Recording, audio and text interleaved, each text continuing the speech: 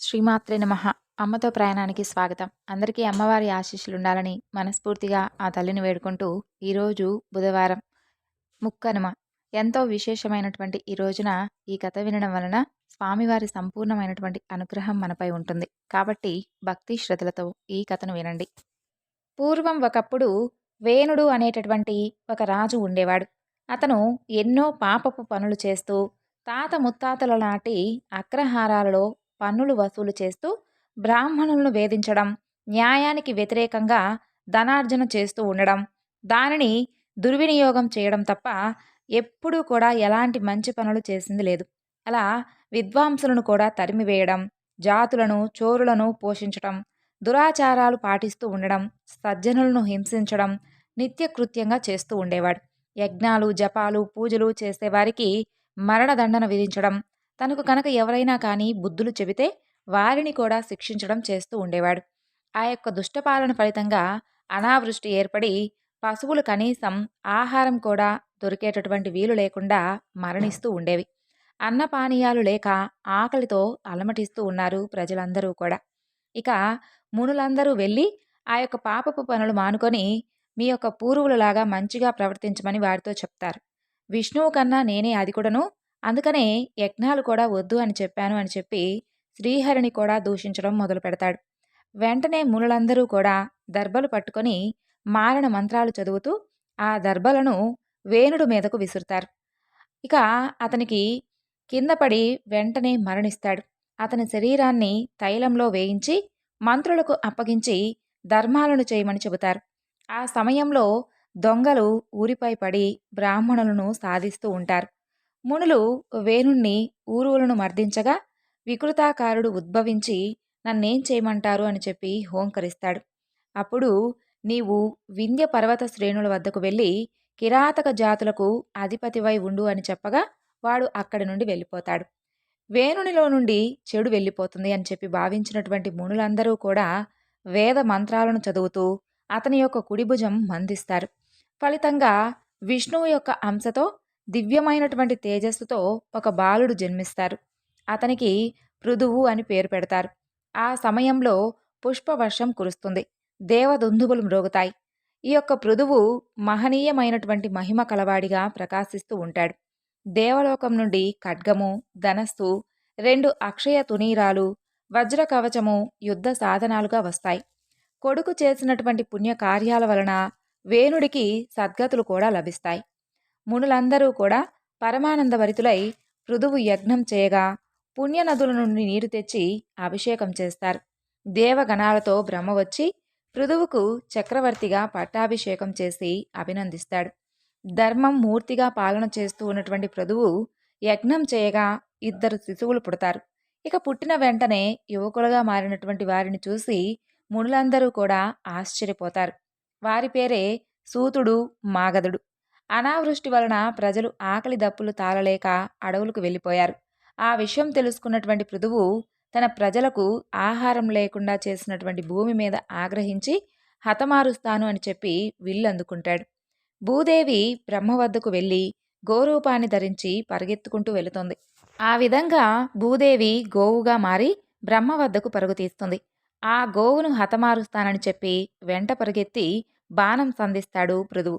గోవును చంపాలని అనుకోవడం పాపమని తెలియదా? నన్ను చంపితే ప్రజలను పాలించేది ఎలా? ఆలోచించు అని అంటుంది గోరూపంలో ఉన్నటువంటి భూమాత. ప్రజలకు తిండి లేకుండా చేసినందుకు నిన్ను నేను చంపేస్తాను. నాకేమీ పాపం రాదు. దైవబలం నాకు చాలా నిండుగా ఉంది. వారిని సుఖంగా పాలించడం కష్టం కాదు అని అంటాడు పృథువు. సస్యాలు, ఓషధులు నాలో జీర్ణమై ఉన్నాయి. గోరూపంలో ఉన్నటువంటి నాకు ఒక దూడను కలిగించు. అది పాలు తాగేటటువంటి సమయంలో ఓషధులు, సస్యాలు ఆవిర్భవిస్తాయి. ఆ ప్రయత్నం చెయ్యి అని అంటుంది ఆ గోవు. స్వయంభువు మనువును చూడగా మార్చి పృథుచక్రవర్తి తానే స్వయంగా పాలు పితుకుతాడు. అవి నేల మీద పడగానే విత్తనాలు మొలకెత్తుతాయి. సకల జీవరాశులకు తగినటువంటి ఆహారం అంతా కూడా పుష్కలంగా లభ్యమవుతుంది. భూమిని గోరూపం నుండి యథారూపంలోకి రమ్మని చెప్పి కోరుకుంటాడు. పరిపాలన చక్కగా చేస్తాడు. అందువలనే భూమాతకు ఆ చక్రవర్తి పేరుతో పృథివీ అనేటటువంటి పేరు వచ్చింది. ఈ యొక్క పృథు చక్రవర్తి కథను విన్నవారికి విష్ణువు తప్పకుండా అనుగ్రహిస్తారు. ఇప్పుడు మరొక కథ గురించి తెలుసుకుందాం. పూర్వం ఒక ఊరిలో అయోధ్యుడు అనేటటువంటి బద్ధకస్తుడు ఉండేవాడు. అతను ఏ పని చేసేవాడు కాదు. తినడం, తిరగడం, అంతకు మించి అతనికి ఏ పని రాదు. పైగా అతను ఎంతో అమాయకుడు. ఇంట్లో వారు భరించలేక ఏదైనా కానీ ఆశ్రమం చూసుకోమని చెప్పి వెళ్ళిపోమ్మని చెప్పారు. సరేనని చెప్పి ఏదన్నా కానీ ఆశ్రమంలో చేరడానికి బయలుదేరి చాలా ఆశ్రమాలను చూస్తాడు. అతనికి ఎక్కడా కూడా నచ్చలేదు. చివరకు ఒక ఆశ్రమానికి వస్తాడు. ఆ ఆశ్రమంలో గురువుగారు కొద్దిగా లావుగా ఉంటారు. ఆహా! ఇక్కడ భోజనం ఏమైనా బాగా దొరుకుతుందో ఏమో! ఇతను చూస్తే చాలా లావుగా ఉన్నారే అని అనుకుంటాడు. అంతలో అక్కడికి శిష్యులు వస్తారు. వాళ్ళు కూడా చాలా లావుగా ఉంటారు. అయితే సందేహమే లేదు. ఇక్కడ చేరితే చక్కగా 3 పూట్ల కనీసం భోజనమైనా దొరుకుతుందని చెప్పనుకొని గురువుగారి పాదాల మీద పడి అక్కడే ఉండిపోతాను అని అంటాడు. అందుకు గురువుగారు కూడా సరేనని అంటాడు. అయితే నాకు 3 పూటల భోజనం కావాలి అని అడుగుతాడు అయోధ్యుడు. నాయనా, చక్కగా సేవ చేస్తూ 2 సార్లు మాత్రమే ఇక్కడ భోజనం తీసుకోవాలి అని అంటాడు గురువుగారు. కాదు గురువుగారు, నేను ఆకలికి ఉండలేను అని అంటాడు.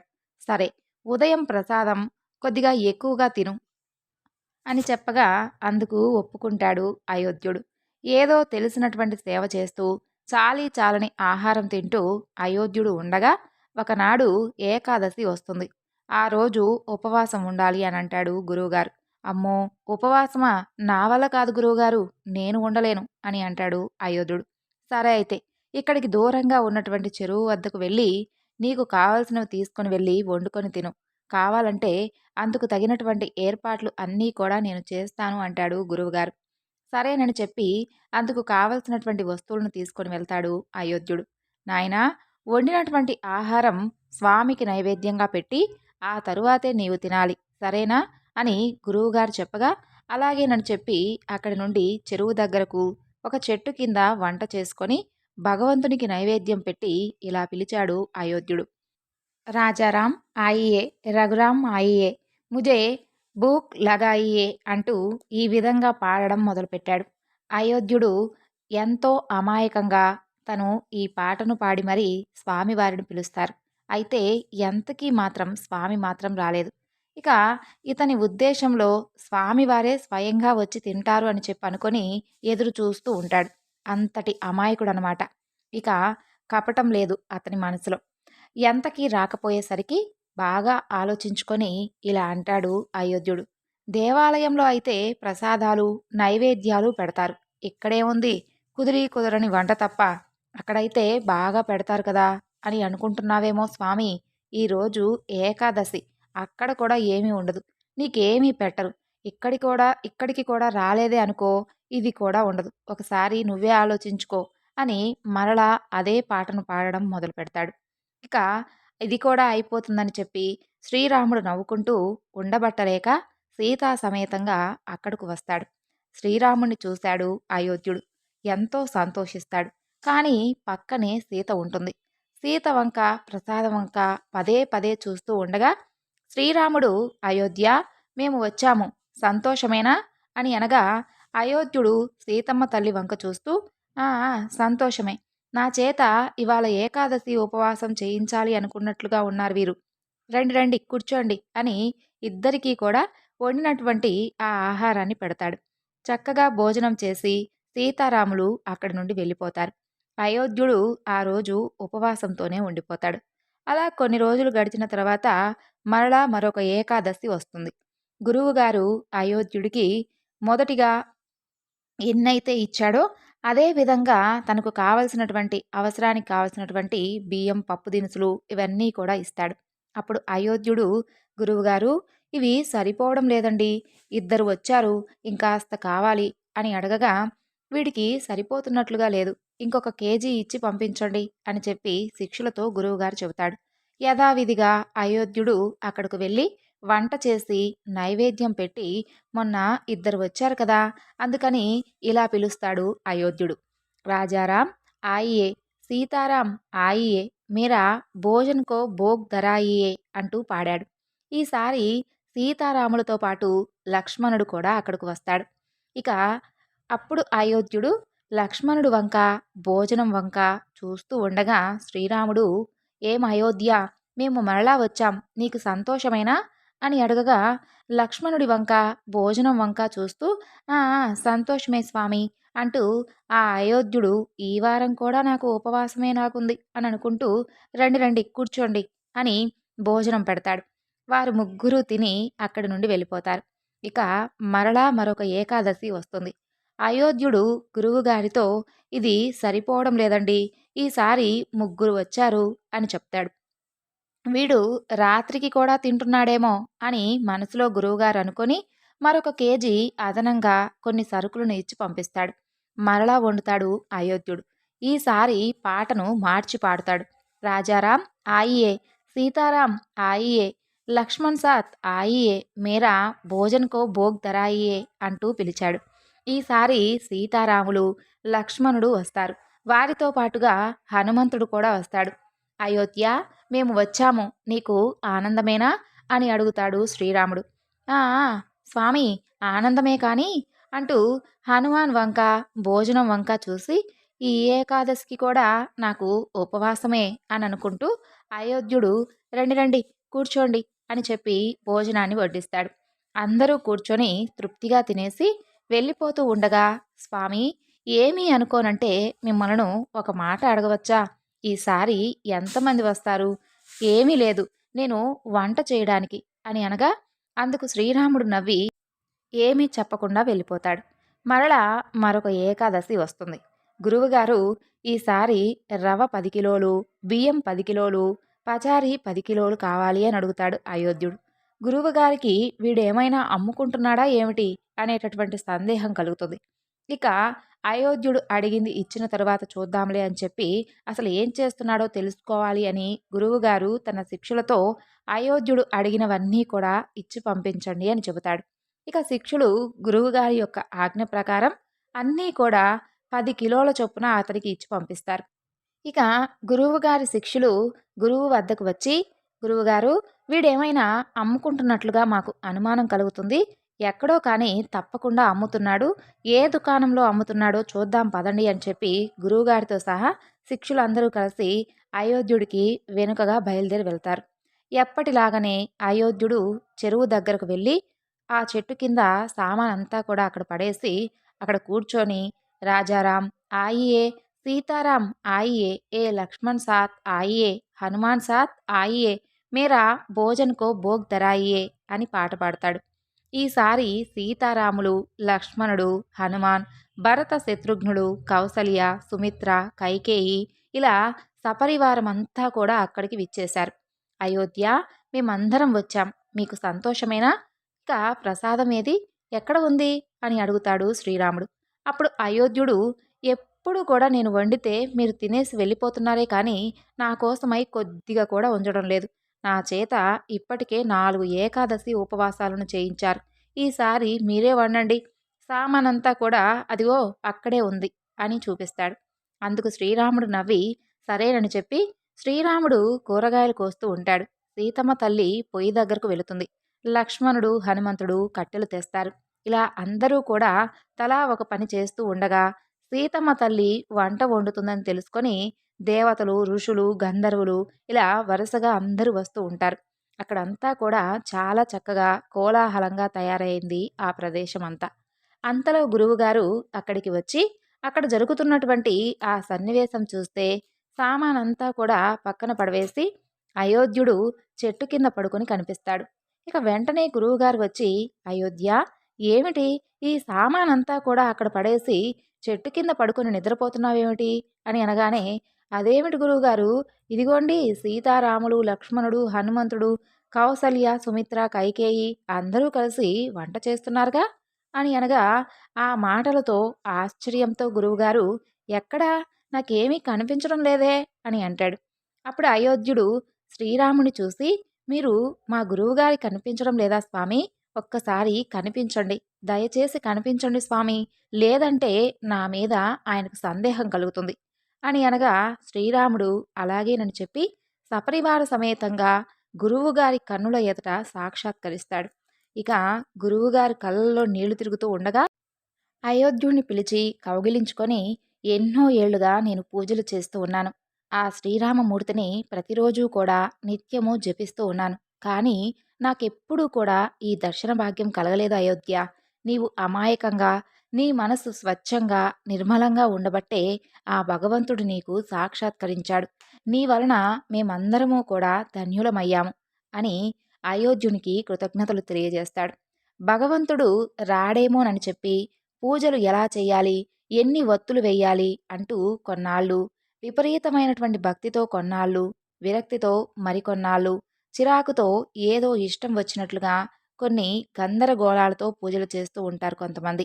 చెయ్యాలా వద్దా, అసలు ఎలా చేయాలి, ఈరోజు పనులున్నాయి, ఈరోజు మనసు బాగోలేదు, ఇలా ఏదో ఒక వంకతో సాకుతో పూజలు ఎగ్గొట్టేస్తూ ఉంటారు మరికొంతమంది.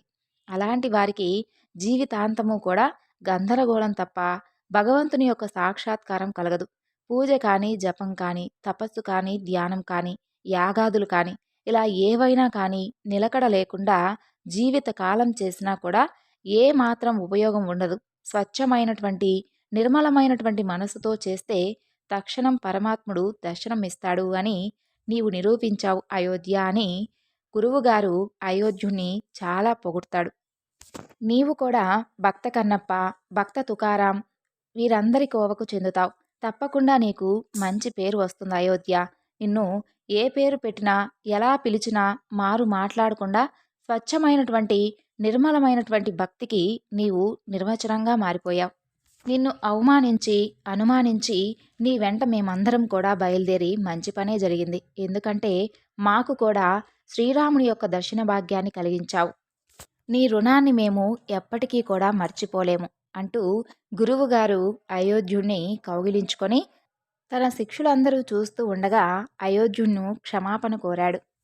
ఉత్తర భారతదేశంలో 16వ శతాబ్దంలో జీవించినటువంటి తులసీదాస్ను సాక్షాత్తు వాల్మీకి మహర్షి అవతారంగా భావిస్తాం. భవిష్యత్ పురాణంతో పరమేశ్వరుడు పార్వతితో కలియుగంలో తులసీదాస్ అనేటటువంటి భక్తుడు వాల్మీకి అంశతో జన్మించి ఒక ప్రాంతీయ భాషలో రామకథను ప్రచారం చేస్తాడని చెబుతాడు. తులసీదాస్ రచించినటువంటి రామచరిత మానస సంస్కృతం చదవలేనటువంటి కోట్లాది ఉత్తర భారతీయులకు రామకథను సుపరిచితం చేసింది. వారణాసి నగరంలో జీవనాన్ని కొనసాగించినటువంటి తులసీదాస్ నిరంతరము కూడా రామనామామృతంలో తేలియాడుతూ ఉండేవాడు. వారి సన్నిధిలో చాలామందికి అనేక మహిమలు కూడా ద్యోతకమయ్యేవి. ఆ ప్రభావంతో ఎందరో అన్యమతస్థులు సైతం అపరమైనటువంటి రామభక్తులుగా మారుతూ ఉండేవారు. సమకాలీనులైనటువంటి ఇతర మత పెద్దలకు అది రుచించేది కాదు. తులసీదాస్ మత మార్పిడులకు పాల్పడుతున్నాడని చెప్పి మొఘల్ చక్రవర్తి అక్బర్ పాదుషాకు తరచుగా ఫిర్యాదులు చేస్తూ ఉండేవారు. కానీ అక్బర్ మాత్రం అంతగా పట్టించుకునేవాడు కాదు. అదలా ఉండగా వారణాసిలో ఒక సదాచార సంపన్నుడైనటువంటి గృహస్థు తన యొక్క ఏకైక కుమారునికి ఒక చక్కని అమ్మాయితో వివాహం జరిపిస్తాడు. వారిద్దరూ కూడా ఆనందంగా వారి జీవనం సాగిస్తూ ఉండగా విధి వక్రించి ఆ యువకుడు కన్ను మూస్తాడు. జరిగినటువంటి దారుణానికి తట్టుకోలేకపోయినటువంటి అతని భార్య హృదయ విదారకంగా విలపించసాగింది. చనిపోయినటువంటి యువకునికి అంత్యక్రియలు జరగకుండా అడ్డుపడుతూ రోదిస్తూ ఉన్నటువంటి ఆమెను బంధువులందరూ కూడా బలవంతంగా పట్టుకుని ఉండగా శవయాత్ర సాగిపోతూ ఉంది. శ్మశానానికి వెళ్లే మార్గం తులసీదాస్ ఆశ్రమం మీదుగానే సాగుతుంది. ఇక శవయాత్ర ఆ ఆశ్రమం వద్దకు వచ్చేసరికి తనను పట్టుకున్న వారిని వదిలించుకొని పరుగు పరుగున ఆమె ఆ ఆశ్రమంలోకి చొరబడి తులసీదాస్ పాదాలపై పడి విలపించసాగింది. ధ్యాన నిమగ్నులైనటువంటి తులసీదాస్ కన్నులు తెరిచి దీర్ఘ సుమంగళీ భవ అని దీవిస్తాడు. దానితో ఆమె కడుదీనంగా జరిగినటువంటి ఆ సంగతిని వివరించి జరుగుతున్నటువంటి ఆ శవయాత్ర చూపిస్తుంది.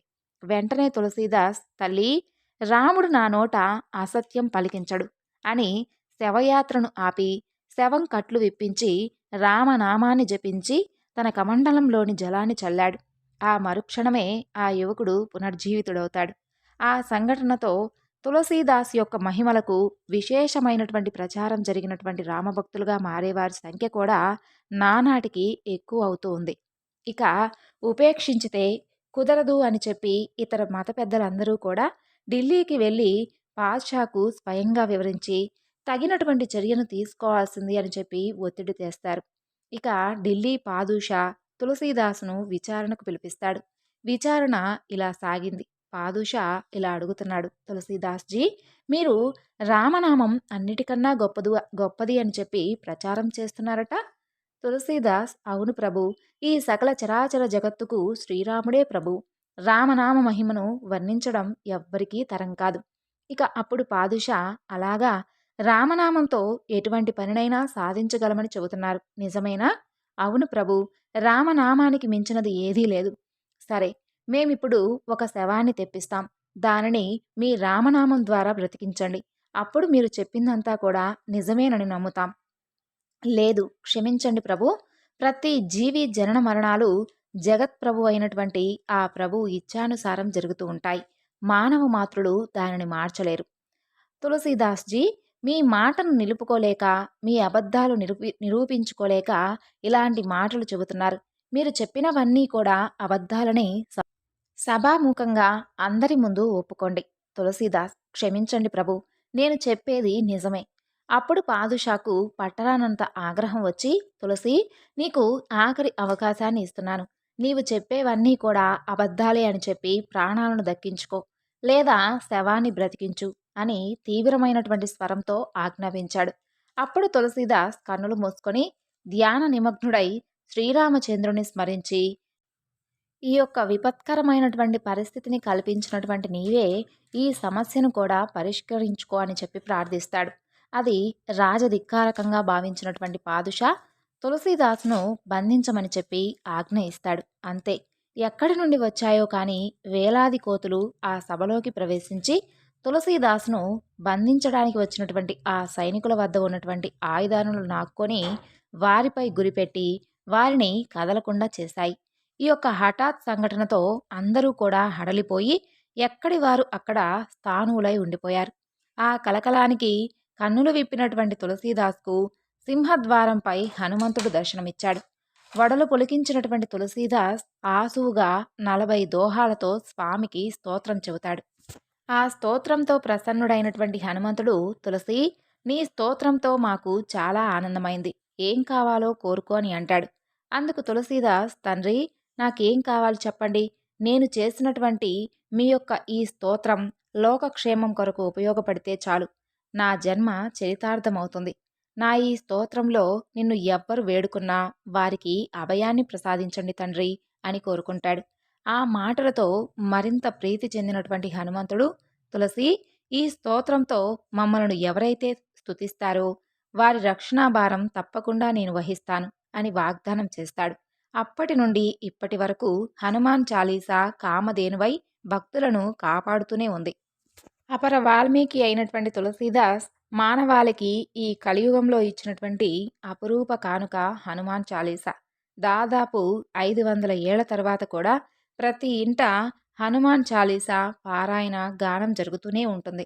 ఆయన వెలిగించినటువంటి అఖండ రామజ్యోతి వెలుగుతూనే ఉంటుంది. ప్రతి ఒక్కరికి కూడా ఆ శ్రీరాముని యొక్క ఆశీస్సులు లభించాలని చెప్పి స్వామిని మరొకసారి వేడుకుంటూ ఈ వివరణను ఇంతటితో ముగిస్తున్నాను. సర్వం శ్రీ లలితార్పణమస్తు. స్వస్తి.